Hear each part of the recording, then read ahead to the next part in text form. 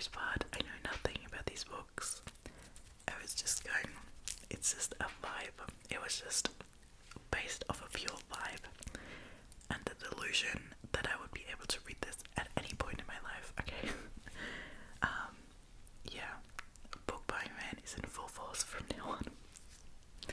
Even though there's a sale right now on Talia, but I'm not buying more books. Like, I need to stop. I need to read all this stuff, and I'm still getting my figure lead and stuff, so I'm very irresponsible. Anyway, let's start off. Also, I'm trying out a new light and a new camera setting, and right now I'm not sure if I feel like I'm overlit a little bit, so I hope you guys don't mind. I feel a lot under-defined. I feel like my face is just a blob. But anyway, let's start with the first book. So that's kind of a special book. It is The Last Dragon King by Leah Stone. The Last Dragon King by Leah Stone. Now, my friends and I started a book club, and yeah, we want to read a book a month together as a little book club pick, and we said we're gonna randomly choose an order for the first few months, and the person whose turn it is gets to host, and they get to pick 2 books which the rest of the group gets to vote out of which one is going to be the book of the month. And this month we choose that one. It took me forever to get my copy yet. I don't know why.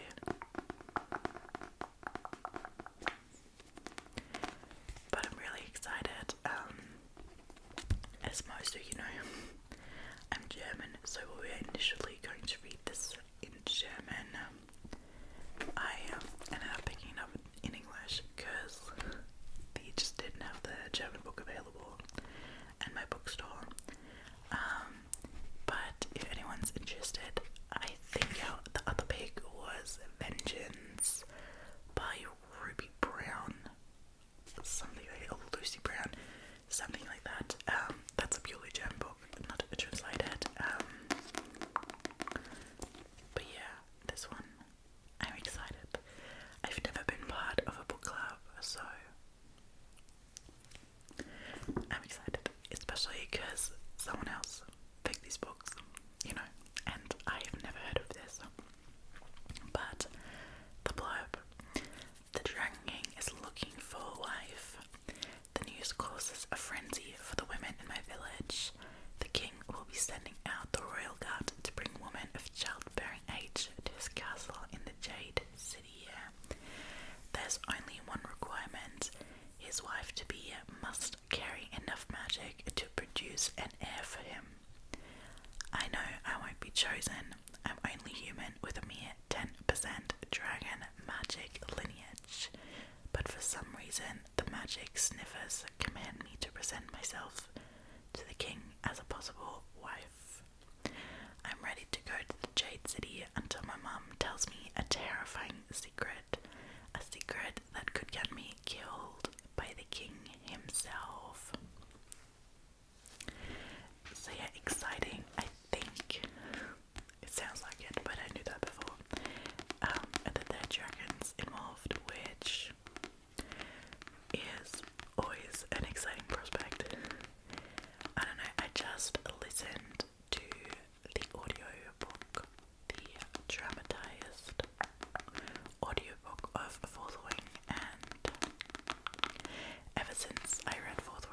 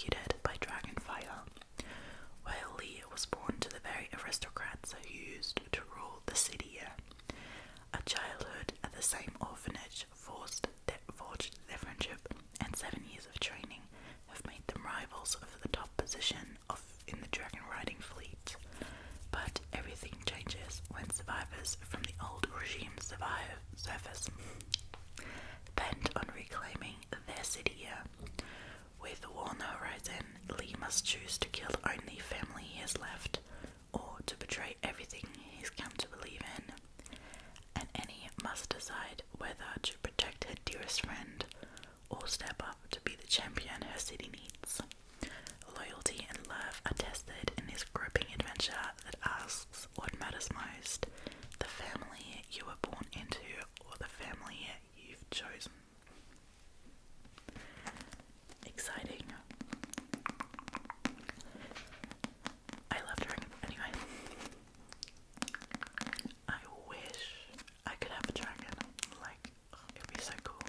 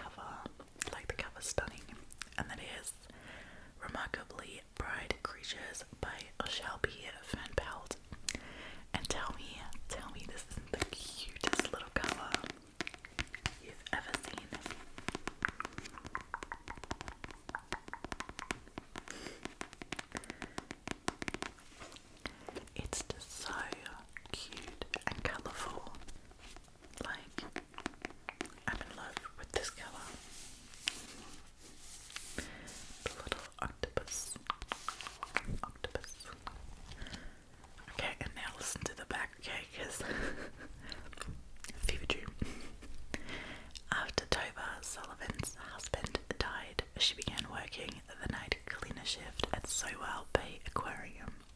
Keeping busy has helped her cope for over 30 years, ever since her son Eric mysteriously vanished on a boat.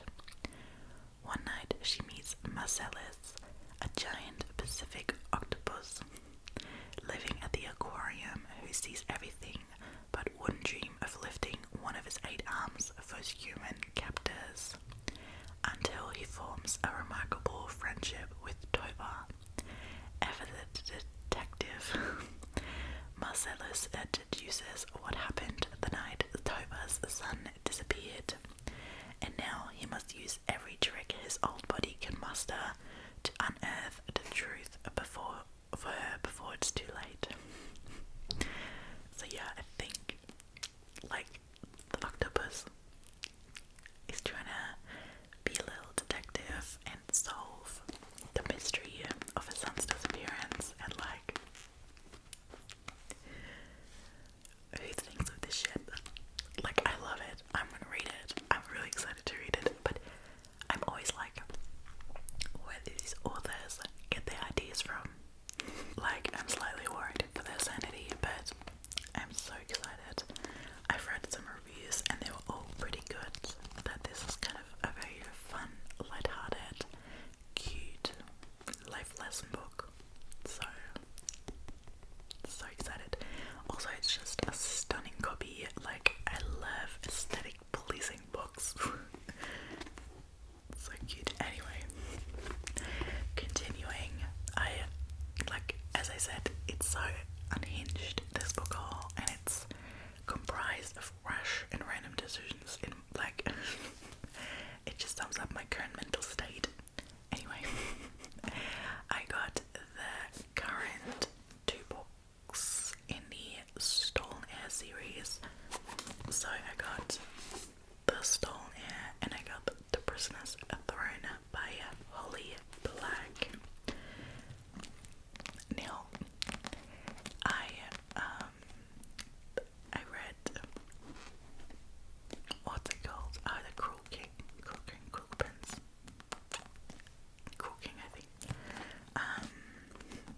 Oh no, Cruel Prince. I'm stupid. No, anyway, I read the Cruel Prince, the series, which is the series, the OG series, and this is, I guess, the spin-off, the continuance of the series. I read the Cruel Prince anyway, and I liked it, but I didn't love it. Like, it's one of TikTok's and book talks and book YouTube's beloved series, but I thought it was good. I had a fun time reading it, but I'm not as into it as everyone else is. I don't know. Now, I haven't read this series yet. However, I listened to the audiobook of the first book and I got so bored, like 2.5 hours in, and I didn't continue listening to it, so I basically DNF'd it months ago. But I was kind of like, you know what, let's give it another shot. Let's get the book, because maybe that'll keep me a little more entertained than the audiobook.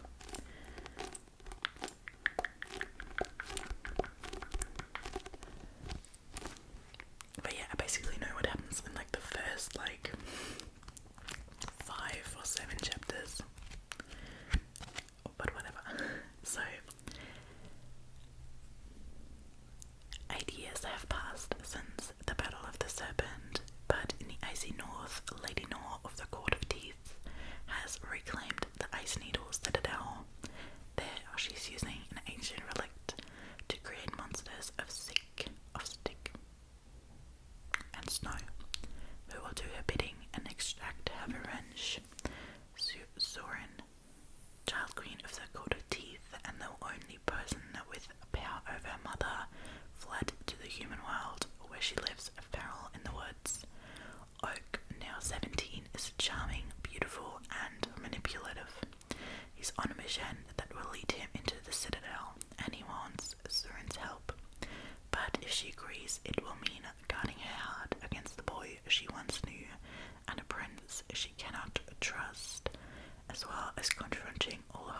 she thought she'd left behind. So yeah, that's the Stolen Heir. I have no idea what Prisoner's Throne is about, but I'm not going to read the blurb, and I'm not going to read it to you because it is probably spoiling what is happening in the first book. But these are super cute copies. I like a simple white cover. I don't know. The aesthetics are aestheticing.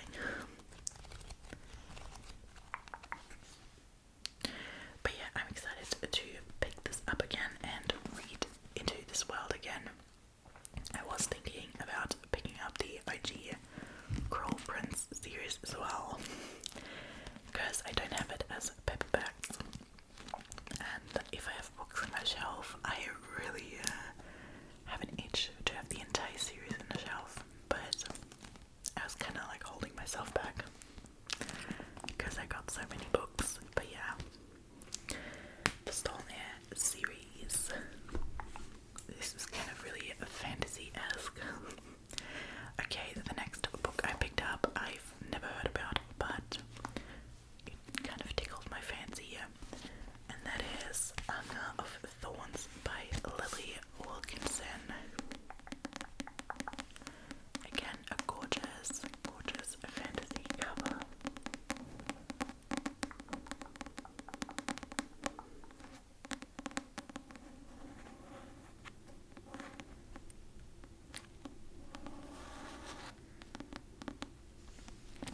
It doesn't have a blurb.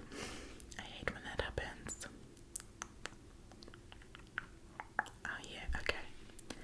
Maud is the daughter of witches. She spent her childhood running wild with her best friend Odette, weaving stories of girls who slay dragons and save princes. When Maud grew up and lost her magic and her best friend. These days, magic is toothless, reduced to glamour, pouch sand, psychic energies, drinks found in supermarkets and shopping malls. Odette has always hungered for the forbidden, dangerous magic, and 2 weeks ago she went searching for it. Now she's missing, and everyone says she's dead. Everyone except Maud. Storytelling is Maud's gift, so she knows all about girls who get lost in the woods. She's sure she can find Odette inside the ruins of Sicklehurst, an abandoned power plant built over an ancient magical forest. A place nobody seems to remember is there. No one knows what remains inside Sicklehurst either. And every good story is sure to have a monster. Now, I really didn't know a lot about this book.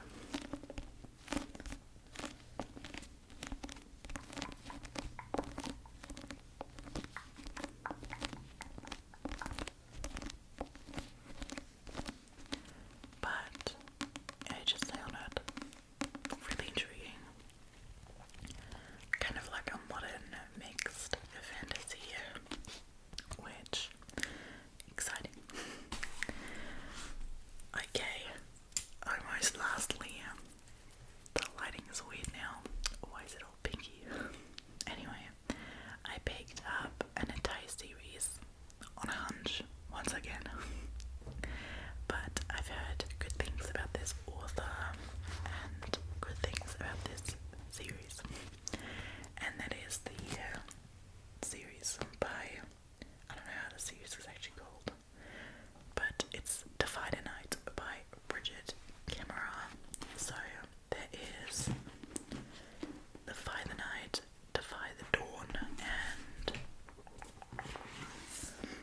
this story today. So I think it's 2, 3. But we're only gonna have a look at one, obviously. So yeah, Bridget Camera. I also know there's A Curse So Dark and Lovely from her, or Lonely I think, which I've had my eye on, but I just picked up this series because I have been in the mood to read a finished but slightly longer fantasy series, because I finished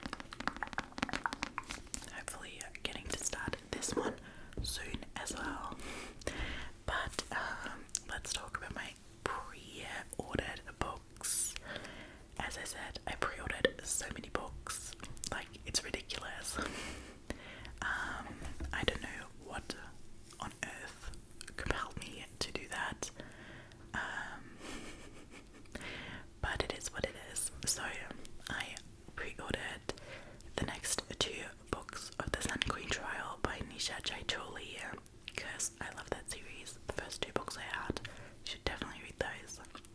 I pre-ordered Love Unwritten by Lauren Asher, even though I didn't like Love Redesigned too much, but Love Unwritten is a nanny ex single dad trope, and